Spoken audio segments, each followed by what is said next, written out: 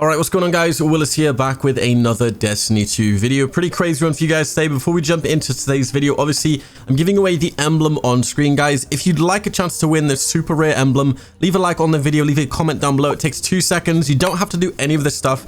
It's literally if you just want to support the video, and you could win yourself a sweet emblem. But yeah, in this video guys, we're going to be showing you how you can pretty much solo the Lake of Shadows this week. It's pretty crazy because obviously you can get a bunch of exotics, obviously ascendant shards, enhancement prisms.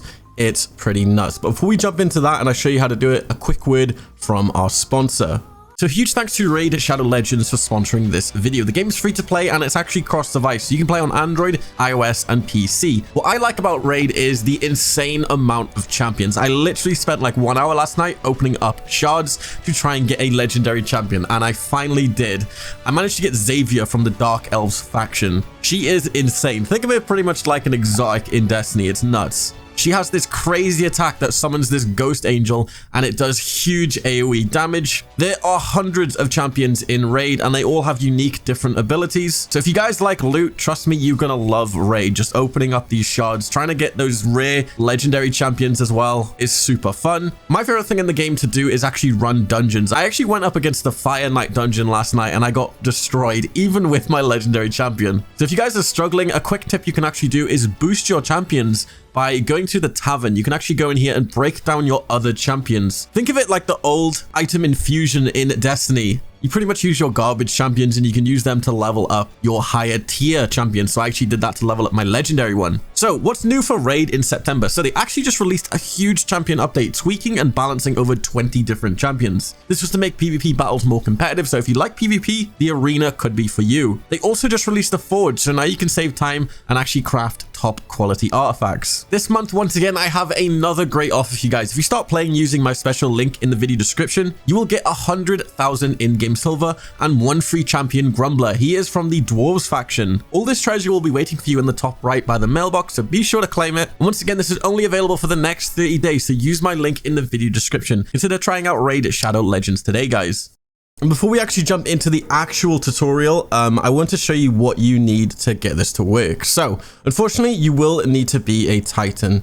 This is similar to the God mode glitch in one of my previous videos I did. I think it was like early last month where it was Lake of Shadows, and you could pretty much farm it really quick. But yeah, here's, I guess, I wouldn't say the best setup, but if you can have this as like the minimum requirements, you're good to go. So you will need the Stronghold, exotic gauntlets. What this does with basic guarding with your sword, it sort of heals you just after you block. It's really weird because it'll heal you back to full health.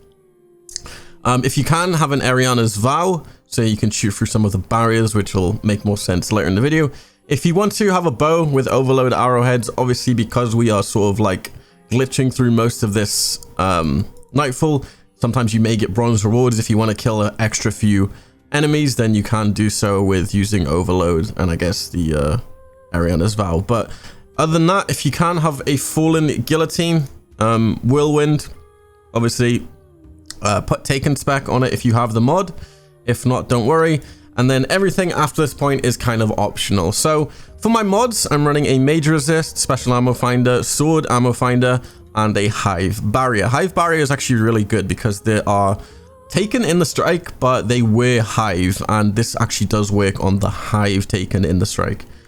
Also, you will need, if you want to, hand cannon loader. I'm using a major resist, a minor resist with large arms reserve for more sword ammo, minor resist for heavy ammo scavenger, and enhanced sword scavenger. And also, if you want to, run oppressive darkness and a boss resist if you really want. Like I said, all of this is optional, but you can still get it to work with none of these mods. This just makes it a ton better. So you'll also need to run top tree bubble and obviously have the magnetic grenade on for your oppressive darkness. But yeah, let's jump into the Master Nightfall and I'll show you guys how to do it. When you load into the Nightfall, this works on Grandmaster or Master. It's completely up to you and how difficult you want to make it be.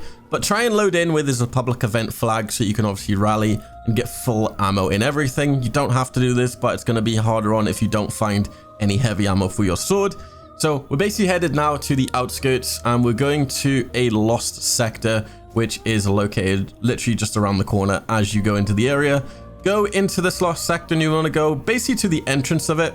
And What you want to do is, as soon as you go in, you'll see the text pop on screen for the name of the lost sector, the Scavenger's Den.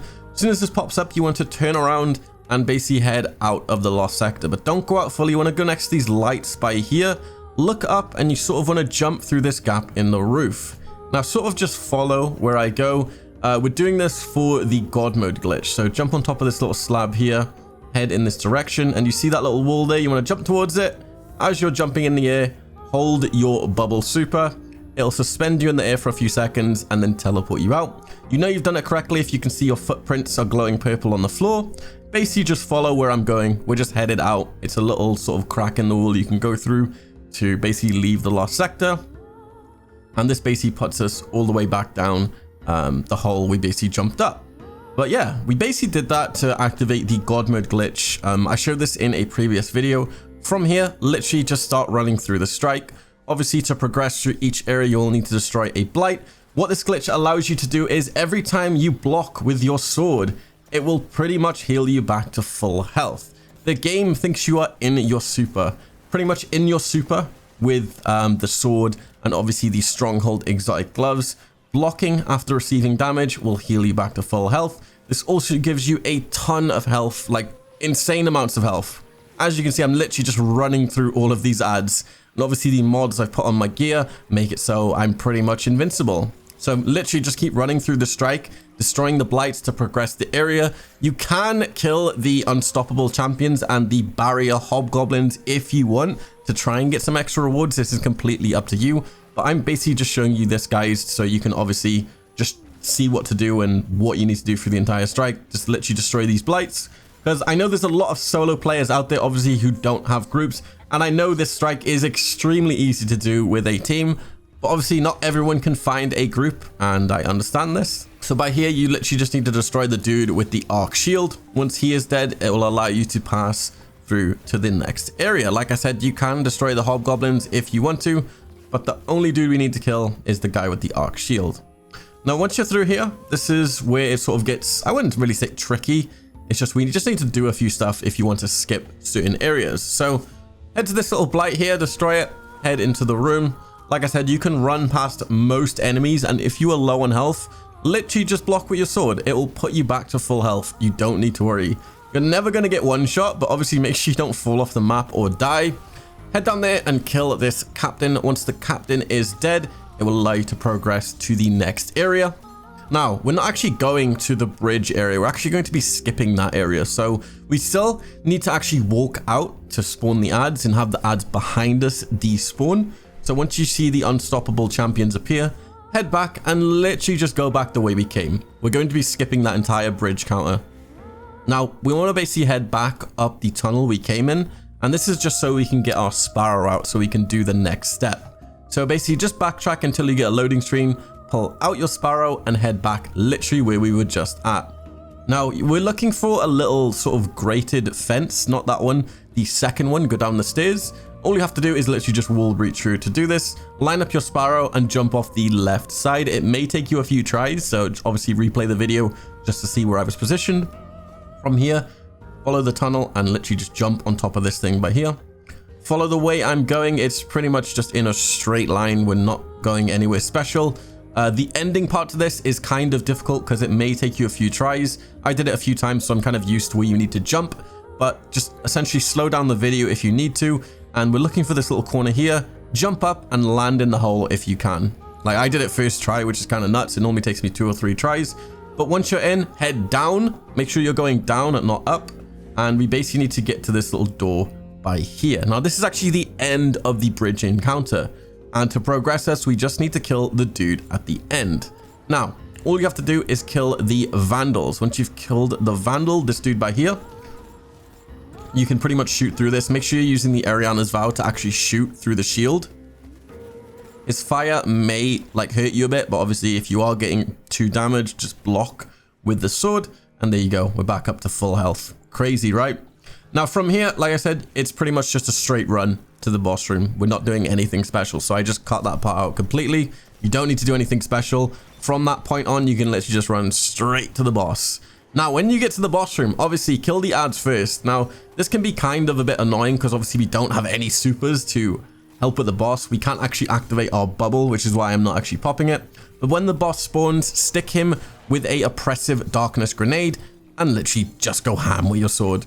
I normally do 3 attacks and then the charged attack with the fallen guillotine, and this is literally all it takes.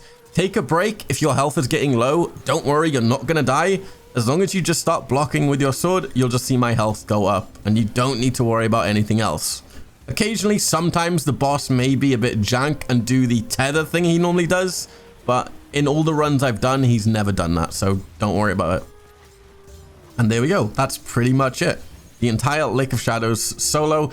Ignore my time completely. I was just sort of like running around, sort of exploring the area. You could easily do this in like 8 or 7 minutes if you do it quick enough, and maybe 10 minutes if you wanted to kill a few extra champions to get the more better rewards. Now, I obviously finished with bronze, so my rewards weren't that great. So yeah, obviously just ignore that if you want to actually take the time to kill some of the champions. That's up to you completely if you want to increase your rewards. But yeah, I hope you guys enjoyed the video. Be sure to leave a like, subscribe to the channel if you're new, and turn on the bell notifications. Jump in the Discord, discord.gg/Willis, and I'll see you guys in my next video. Peace.